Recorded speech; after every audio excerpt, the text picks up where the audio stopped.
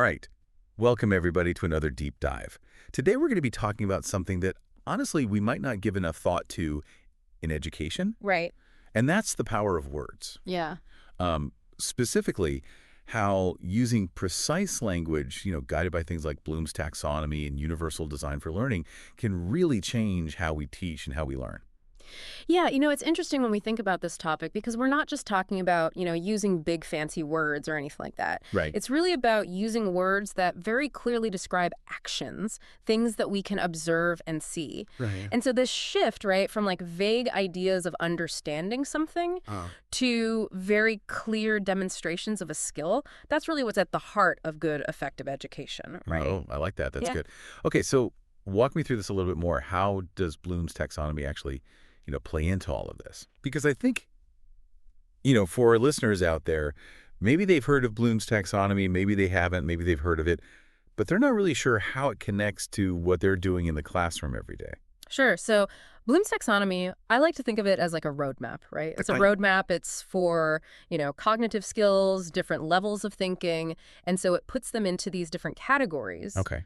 From like, the basics, like remembering something and recalling information, all the way up to like analyzing, evaluating, and creating. Right.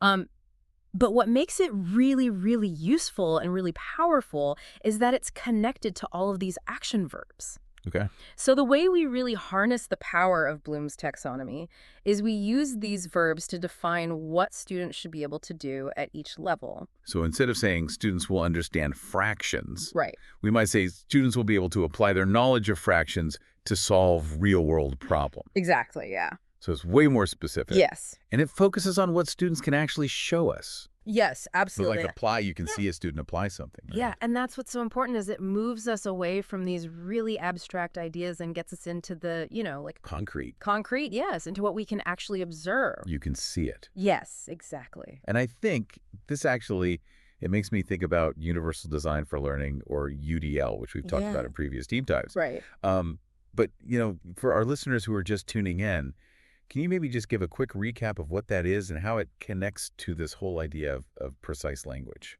Absolutely. So universal design for learning, UDL, it's really about creating learning environments that are accessible and interesting for all students. Right. And you know what plays a really important role in that? What's that? Precise language. Oh. Right? When we use those action verbs, the Yeah. ones from Bloom's taxonomy, to like frame our learning objectives, we're basically creating like a plan for using UDL. Right. Okay. So I think it'd be really helpful if we just took a look at a concrete example here, Sure. and the source material that we're working with today actually gives a really great one. Okay. So yeah, a vague objective might be something like understand Newton's laws, right? Mm-hmm. But by using a Bloom's verb, it becomes analyze the relationship between force and motion by creating a model that demonstrates Newton's laws in action.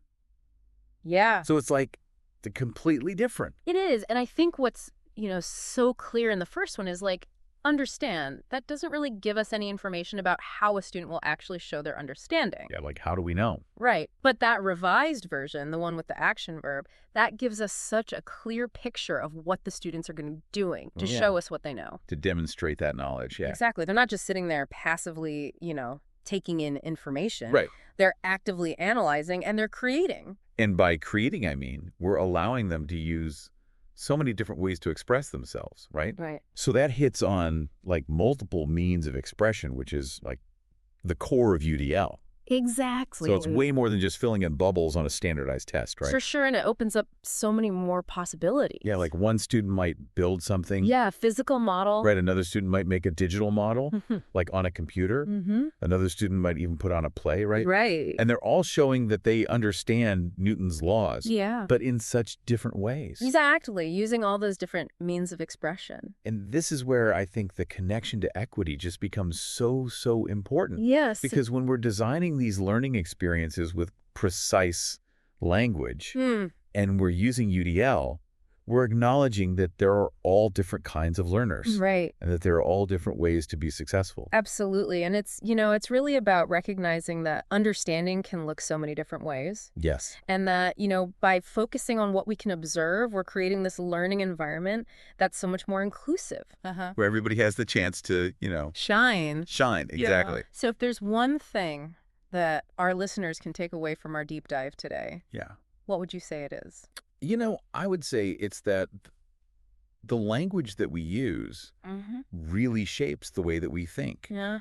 and the way that we teach and learn. Okay. And by using precise language, Yeah. guided by Bloom's taxonomy and UDL, we can really open up a world of possibilities for ourselves Right. and for our students, whether they're, young learners in a classroom Or even adults. or adults, right? Because we're all learners. Absolutely. And it's about moving away from those vague ideas and getting into concrete action Exactly. to make learning more engaging and more equitable for everyone. Absolutely. That is a fantastic thought to leave us with. And it makes me think, how can we use this focus on precise language and observable actions in other parts of our lives? Yeah. In our workplaces, in our relationships, even just in our own personal journeys as we're learning and growing. So I'll leave that with everyone to ponder as they continue their own deep dive. Yeah, that's a good one. Thank you, everyone, for joining us today. We'll see you next time. See ya. Bye. Bye.